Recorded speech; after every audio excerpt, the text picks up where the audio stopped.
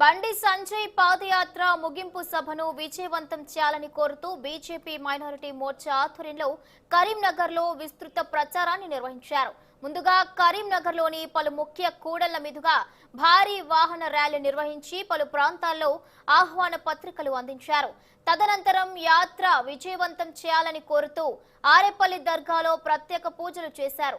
ప్రజాస్వామ్య తెలంగాణ కోసం బండి సంజయ్ కుమార్ చేపడుతున్న 5వ విడత ప్రజా సంగ్రామ యాత్ర విజయవంతంగా కొనసాగుతుందని ఆ పార్టీ మైనారిటీ మోర్చా రాష్ట్ర అధ్యక్షులు అఫ్సర్ పాషా అన్నారు.